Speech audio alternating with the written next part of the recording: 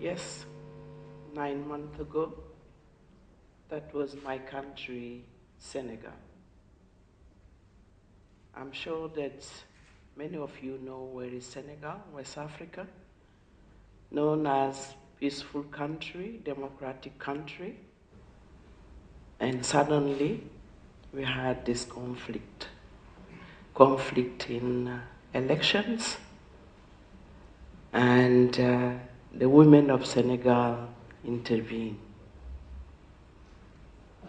Do you know the role of women in peace building? I'm sure you do. But let me share the experience of the women of Senegal when they face the eruption of this conflict. And I think that I might ask why I'm the one sharing the experience with you. It was said that 15 years ago, I initiated this movement for peace, women building peace, women preventing. As Kofi Annan, the former Secretary General of the UN, said, women is better equipped than men to prevent conflict. And that's why Resolution 1325 from the Security Council was born, to support this idea that women can make it. So let me take you into the journey, the experience of women of Senegal, how they did it. Like a military, they do their mapping, defining the different actors. Yes. And they started something that they call the 3M factor. I was there because I'm a Senegalese, and my organization was also supporting this initiative. The 3M factor, first is mobilization. I will come back to it. The second is mediation. The third factor was monitoring. So why do we need to mobilize? The women mobilize because you have two factions, at least, in conflict. The one in power and the other one which want to take power. About fighting about constitution, I'm not going to get into the legal, who was right, who was wrong. But you have in the middle what we call the silent majority. It happened, I'm sure, here, that you have two factions who wanted, this one want the power, and the other one don't want to leave the power. But what about those people in the middle, the women, the young, not just politicians, private sector, you name them. That majority need to be mobilized and to bring their voices. So the women mobilize. We start by mobilizing 25 NGO, and we continue with 1,000 women in white. You see them? And this was the model that we want to be recognized, women in white. White because they say this is for peace. That's our message. It's not just we want peace, but let's take Senegal first. We might belong to different political party, but let's see our country on top. That was the message. And let's solve the problem through the ballot and not through the bullet.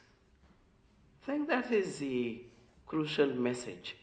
So the women were rallying, going into rural areas, going knocking doors and making sure that their voice were heard, using media, and to say, we need peace, we don't want to see war.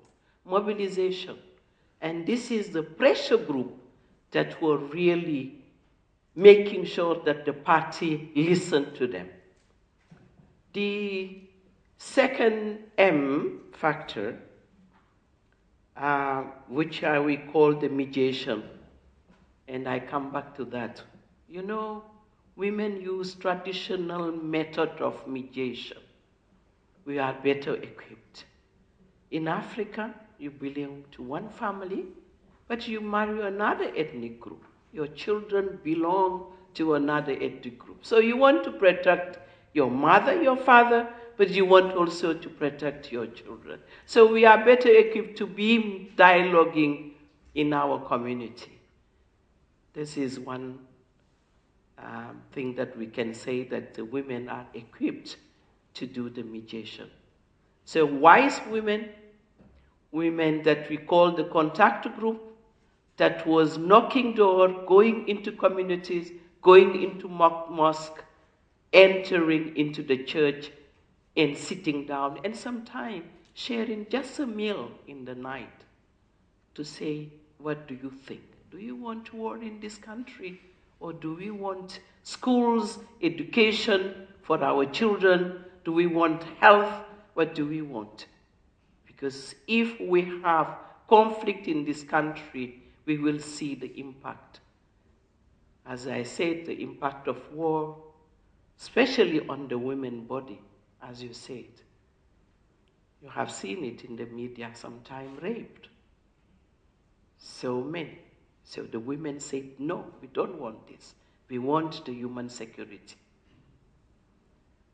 The contact group was also able to do what we said, monitoring, because people were saying, then what?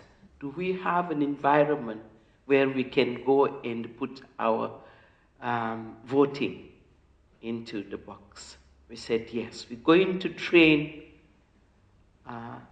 a lot of observers and deploy them. Like I said, military, have the troop, deploy them in the rural area, in all the polling stations. More than 5,000 polling stations was visited by our troops. Here you will see that the first thing we did was also to make sure that the women that are in political parties they sign in a cloth, in a pain de la paix, to say that we wanted to have peace together. These are different women that are in different political parties, but you were able to bring them together. We also use a lot monitors, media, that we train and send them to report on issue of violence against women. They were reporting to us and say, this is happening, and we were able to liaise with the victims that we have seen in this conflict. We could not have those three factors effective if we didn't have a mechanism for conflict prevention, but also rapid response. That is what we call the situation room. The situation room was well equipped. You know, while we're using our traditional method of conflict resolution, we also have the modern way of reacting. We had the mobile phone. Everybody has a mobile phone wherever you are deployed. We have all the legal support, political advisor, we have analysts, we had technical team, the contact group, the pressure group, everybody in the situation room reacting. Let me give you an example. When the monitor signal us to the situation room by phone or by whatever and say, this is happening in this polling station, the situation room will call the authorities. Either it is the Electoral Commission or the police and they will react immediately and come back to us. So we were constantly monitoring what was going in the field and using also the radio to make sure that people are listening to us, but also encourage them to go to vote. That was the situation room. I can tell you that Senegal, one of the leaders who was marching off the street, came to us and said, when I hear your voice, that's where I start stopping the violence. That's the first indicator we got into the situation. The second is every political party came to visit the situation room and talk with the women to see, to give their position. At the end of the election, it was free and fair. The outgoing president called the opposition who win and congratulate him. Thanks to the contribution of the women, Senegal went to peaceful election. You have seen the newly elected president. His first visit was to the situation room. The first visit after the election was to come to the women to say, you have made it. You have come to support us. And I think one of the elements was,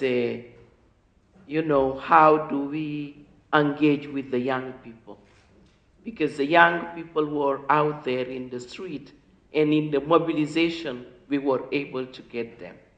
So this is just a strategy that the women use by mobilization, by mediation, by monitoring, using the traditional method of mediation, but also the modern technology that we have in our hand to make sure that we can react to make peace happen in our country.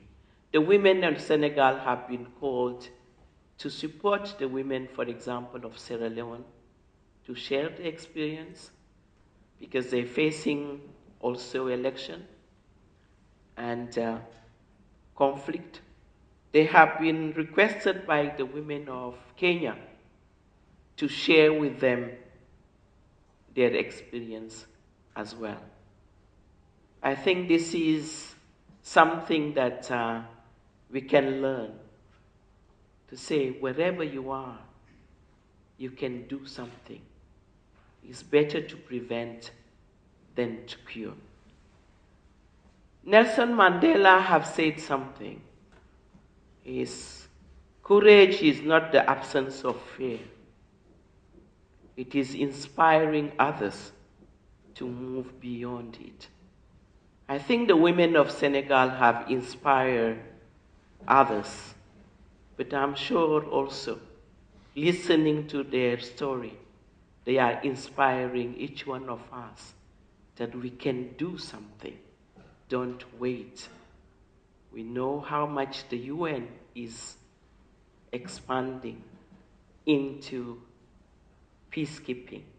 A lot of resources are put in peacekeeping. So for us, we say you can invest on women, you can invest in community. So it's better to prevent than to cure. I thank you.